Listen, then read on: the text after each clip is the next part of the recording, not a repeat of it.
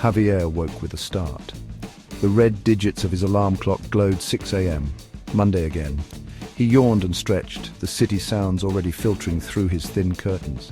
He could almost smell the exhaust fumes mixing with the scent of baking bread from the bakery downstairs. Javier loved the city, even with its chaos. He got out of bed and went to make coffee ready for another day. After a quick breakfast of toast and jam, Javier went to his front door ready for work. He reached for his keys, his fingers brushing the familiar keychain. He grabbed it, but something felt wrong. The weight was off. He looked down at the keys in his hand. They weren't his. These keys were brass, older, with strange symbols etched into them. Confusion clouded Javier's mind. He looked around his apartment, a strange sense of unease creeping in. His furniture, usually a hodgepodge of thrift store finds, now looked sleek and modern. The walls, usually covered in his travel photos, were bare. Javier shook his head, trying to clear the fog of confusion. This was his apartment, wasn't it? He walked to the window and looked out at the street below.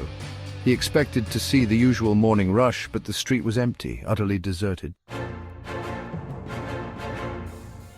An icy fear gripped Javier's heart. Where was everyone? The silence was deafening. He raced back into his apartment, grabbing his jacket. He had to get out, find someone, anyone. As he stepped out of his building, the streetlights flickered and died, plunging the city into an unsettling darkness. His feet pounded the pavement as he ran. He didn't know where he was going, just away from the unsettling emptiness of his street. He kept running until he stumbled upon a flickering neon sign in the distance. A bar, its door slightly ajar. Hope surged through him.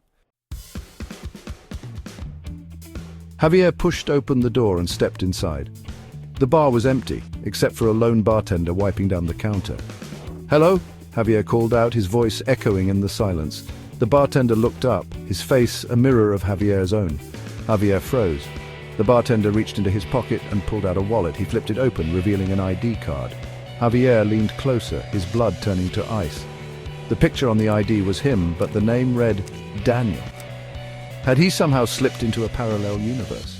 A world eerily similar to his own, but fundamentally different? Or was this all in his mind, a terrifying figment of his imagination?